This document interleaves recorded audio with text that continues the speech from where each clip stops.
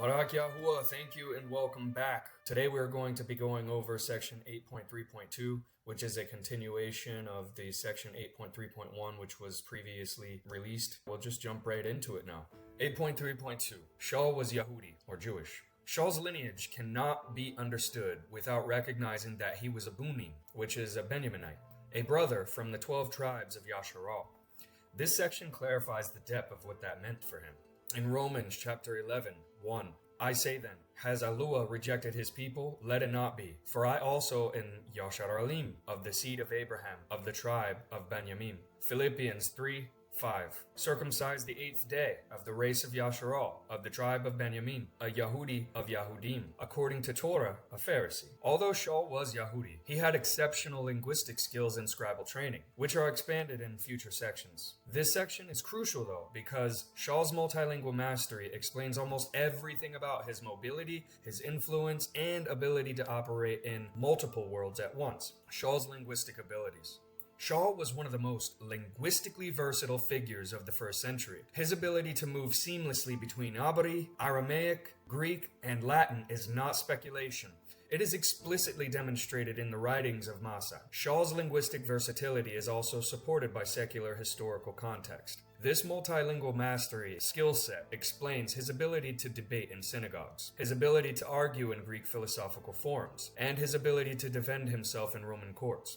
His ability to write letters understood across the empire, and his ability to navigate Yahudy, Greek, and Roman cultures simultaneously. I'm going to completely break this down using Sha'ul's written context in Masa, language by language, starting with Abri, which is Hebrew, liturgical and scriptural language. Masa 21:40. He spoke to them in Abri language, and they became very quiet. This shows Sha'ul could speak Abri fluently. He used it strategically to gain attention and authority. He was recognized as a legitimate Yahudy teacher. Historical context. Abri in the 1st century was the language of Hadabar. Tanakh, which is the original covenant, Nabim, which is prophets, and Katubim, which is the writings. It was also the language of temple liturgy and the language of rabbinic debate. Sha'ul's training under Gamaliel required memorization of Torah and Abri, mastery of Abri interpretive methods, and the ability to cite scripture in Abri. Conclusion: Sha'ul had elite level Abri proficiency, consistent with Pharisaic education. Next is Aramaic. This is the spoken language of Yahudim after exile. Masa 21:40 and 22:2 use the phrase Hebrew dialect, which most scholars refer to as Aramaic, the widely spoken offshoot of Abri in Yahudah or Judea after exile. But this is not to be mistaken as the original Abri dialect. Historical context: Aramaic was the common language of Yahudah. It was the language of daily synagogue life. It was the language of Pharisaic debate. Sha'ul's upbringing in Tarsus did not prevent him from speaking Aramaic fluently, or using it to address Yahudy crowds, or even engaging in synagogue disputes, which is part of his training. Here's the conclusion. Sha'ul was fully fluent in Aramaic, which was the everyday language of Yahudy life after exile in Babylon.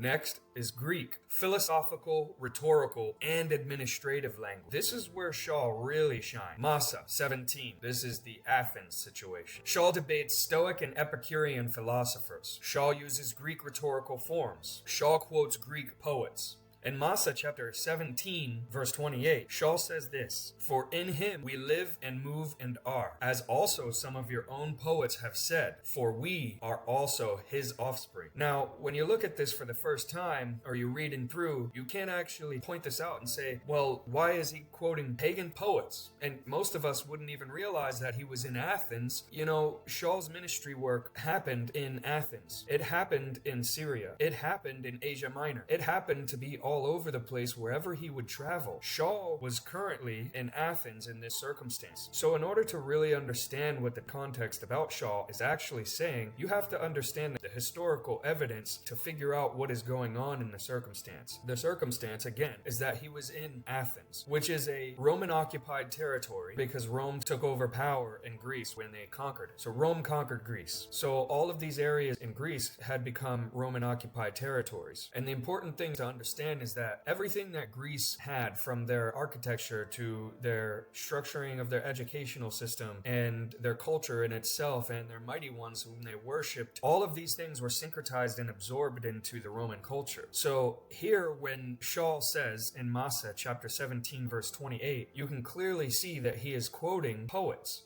the Hellenized pagan poets who were of the Hellenized culture in Rome. The pagan theological sources that Sha'ul quotes from are about to be listed. The first part of the quotation, "For in him we live and move and have our being," this line is from Epimenides of Crete, a pagan poet whose hymn was addressed to Zeus. Epimenides of Crete, a 7th to 6th century BCE Cretan seer, philosopher, and poet known for his mystical insights and association with religious reform in Athens. The second part of the quotation, "For we are also his offspring," is found at the beginning of Phenomena, where Aratus, the pagan poet, praises Zeus as the source of all life and order. Aratus of Soli, a Hellenistic poet and astronomer, whose didactic poem Phenomena described constellations and natural phenomena from a Stoic perspective. Take note, Sha'ul knows what this means. The Athenians know what this means. And Luke's readers also know what this means. This is not accidental. Sha'ul is experienced and knowledgeable from his intensive rhetorical training received in Tarsus, which Athenians highly value, mind you, and the use of this rhetorical training was considered to be a sign of intellectual legitimacy. Before this, in Massa chapter 17 verses 26 through 27, Sha'ul says, "And he has made from one blood every nation of men to dwell on the face of the earth, having ordained beforehand the times and the boundaries of their dwellings, to seek the Master, if at least they would reach out for him and find him, though he is not far from each one of us." Sha'ul goes on to say in verse 29, "Now then, since we are the offspring of Alua," in context, Sha'ul seemingly associates Zeus with the father of creation, who is Alua, Yahudah Alua. This is pagan mystical language. Both quotations praised Zeus as the source of life, the sustainer of all things, and the father of humanity. Sha'ul takes these lines and reassigns them to Yahudah Alua.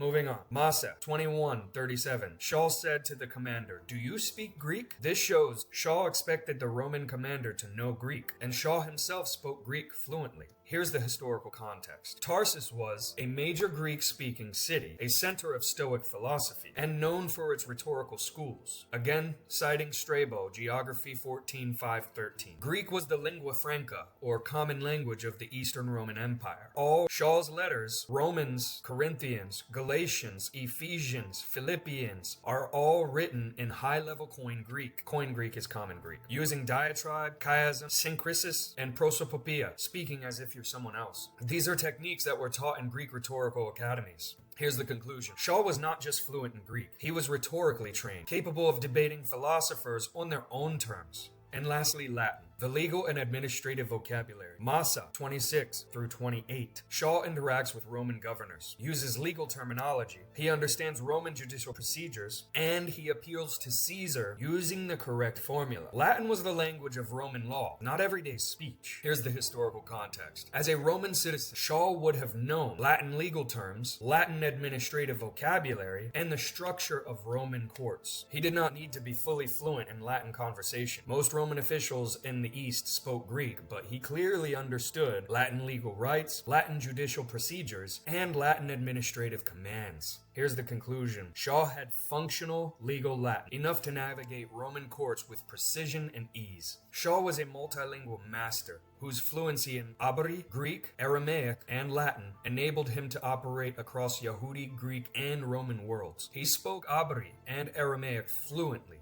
as shown in Massa 22 and Massa 21, reflecting his Pharisaic training under Gamaliel. His Greek was advanced, shaped by the intellectual culture of Tarsus, allowing him to debate Stoic philosophers in Athens and compose letters using sophisticated rhetorical forms, the letters of which we're talking about now in Massa, and the letters which he had written, the 13. His knowledge of Latin legal vocabulary demonstrated in Massa chapter 23 through chapter 26 allowed him to navigate Roman courts and invoke his rights as a citizen. This linguistic versatility explains his ability to debate in synagogues, argue in Greek forums, and defend himself before Roman governors and Herodian royalty. Sha'ul was an exceptional intellect in every major ideology, legal structure, and rhetorical form of philosophy and language surrounding Rome.